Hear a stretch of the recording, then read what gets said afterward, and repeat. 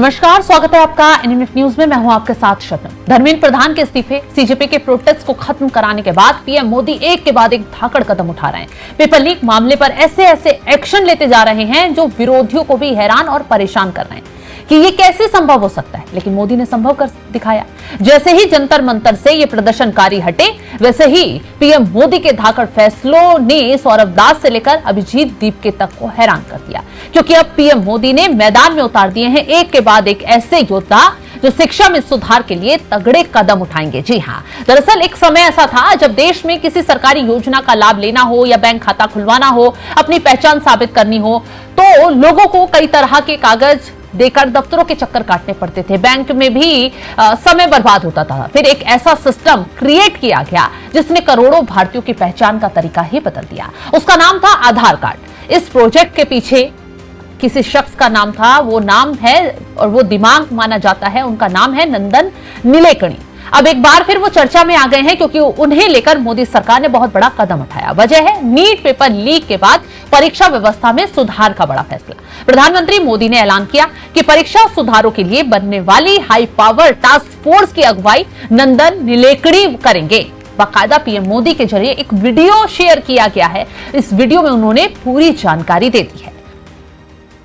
Friends, विद्यार्थियों के भविष्य के लिए भारत सरकार लगातार अनेकविध कदम उठा रही है। जिन लोगों ने विद्यार्थियों के भविष्य के साथ खिलवाड़ किया, वे जेलों में सड़ रहे हैं। हमने फास्ट ट्रैक कोर्ट बना चुके हैं। हम कल पार्लियामेंट के अंदर भी कठोर कानूनों के प्रावधान के साथ नया कानून बनाने की दिशा में भी आगे बढ़ रहे हैं। लेकिन हमें भविष्य के लिए सोचना है। हमारी परीक्षा पद्धति विश्वस्त हो, हमारी परीक्षा पद्धति ट्रांसपेरेंट हो, हमारी परीक्षा पद्धति में सबसे ज्यादा अब टेक्नोलॉजी का उपयोग हो।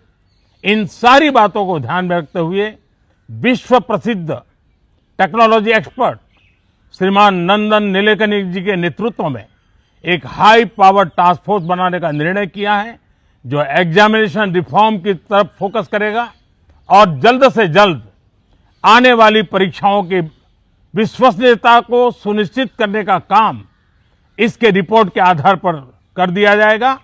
बहुत बहुत धन्यवाद। आखिर कौन है, कभी कांग्रेसी रहे नंदन नीलेकणी, कौन है, उन पर सरकार ने इतना बड़ा भरोसा क्यों जताया, चलिए विस्तार से आज बता देते हैं। उनका जन्म 2 जून 1955 को कर्नाटक के बेंगलुरु में हुआ।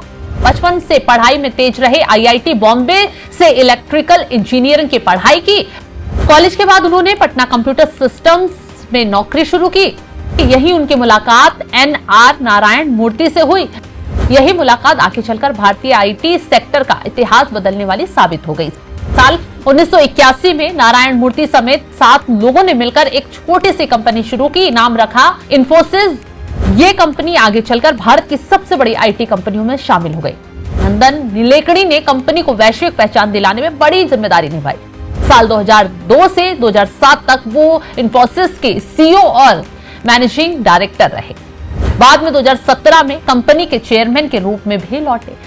नंदन नीलेकणी सिर्फ उद्योगपति नहीं, बड़े दाताओं में से गिने जाते हैं। उन्होंने चुनाव भी लड़ा, हालांकि चुनाव में सफलता हासिल नहीं कर पाए। राजनीति में मतलब अपना कदम आजमाया लेकिन सफल नहीं हो पाए, जिसके बाद अपने काम पर खुद लौट गए, लगन के साथ जुट गए। अब मोदी सरकार ने उन पर परीक्षाओं में धांधली को रोकने के लिए विश्वास जताया है। दरअसल परीक्षा में बार बार धांधली और पेपर से पैदा हुए अविश्वास को खत्म करने के लिए मोदी सरकार को एक ऐसे एक्सपर्ट की जरूरत थी जो विशाल पैमाने पर डिजिटल सिस्टम खड़ा कर सके। और नीलेकणी के पास राष्ट्रीय स्तर पर डिजिटल प्लेटफॉर्म बनाने का जो अनुभव है वो देश में सबसे अलग है। ये फैसला ऐसे समय पर और लिया गया है जब सरकार सार्वजनिक परीक्षा अधिनियम 2024 में संशोधन करके कानूनी शिकंजा कसने जा रही है। परीक्षा कानून में क्या क्या बदलाव करने की तैयारी है, चलिए ये भी विस्तार से बता देते हैं, क्योंकि मोदी सरकार अब इस मामले को लेकर बहुत ज्यादा अलर्ट मोड में आ गई है और कहीं पर भी ढिलाई बरतने के मूड में नहीं है। प्रस्तावित बदलावों का मकसद जांच और सुनवाई को तेज करना है, साथ ही सख्त सजा का प्रावधान भी है। गंभीर मामलों में जुर्माने की रकम बढ़ाकर 10 करोड़ रुपए तक की जा सकती है और जेल की सजा 8 साल तक बढ़ाई जा सकती है। परीक्षा अपराधों की एक्सक्लूसिव जांच के लिए सरकार एक समर्पित एसटीएफ का गठन कर सकती है। एफआईआर या नोटिफिकेशन के 2 महीने के भीतर जांच पूरी करना अनिवार्य होगा। चार्जशीट दाखिल होने के 3 महीने के अंदर दैनिक सुनवाई करके मुकदमे का निपटारा करने के लिए विशेष फास्ट ट्रैक कोर्ट बनेंगे। हाईकोर्ट को फास्ट ट्रैक कोर्ट में आई अपीलों का निपटारा 3 महीने में ही करना होगा। देश में पिछले कुछ सालों में कई प्रतियोगी परीक्षाओं में पेपर लीक और गड़बड़ियों के आरोप लगे हैं, कई मामले सामने आए हैं। सबसे ज्यादा चर्चा नीट परीक्षा को लेकर हुई, क्योंकि तमाम छात्र जो है सड़कों पर उतर आए, तमाम छात्र जो हैं विरोध प्रदर्शन में उतर आए और इसी वजह से सरकार को इस्तीफा लेना पड़ा धर्मेंद्र प्रधान का। और इस इस्तीफे के साथ अब मोदी सरकार बिल्कुल भी ढिलाई के मूड में नहीं है। एक के बाद एक कड़े फैसले लिए जा रहे हैं। जो टीम गठित की गई है उसमें कई अहम नाम चर्चा में चल रहे हैं। बता दें, परीक्षा के रिफॉर्म के लिए टास्क फोर्स में कौन कौन शामिल है यह आपको क्लियर कर देते हैं।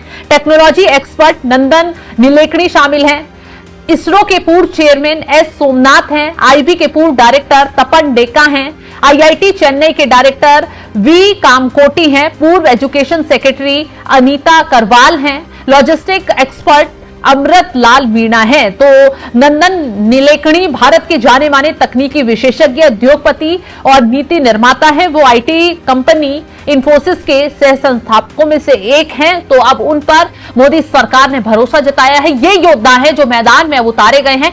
पेपर लीक ना हो, पेपर जो परीक्षा होगी वो सही तरीके से होगी, कैसे उसे और निष्पक्ष तरीके से करवाया जाएगा, इस सभी को लेकर ये टीम अब फैसला लेगी। आगे भी जो और कदम उठाए जाएंगे मोदी सरकार की तरफ से उसको लेकर भी हम आपको जानकारी देते रहेंगे। लेकिन जो ये फैसला लिया गया है, बड़े बड़े योद्धा मैदान में उतार दिए गए हैं, उसको लेकर आप क्या कुछ राय रखते हैं कमेंट बॉक्स में जरूर बताइए।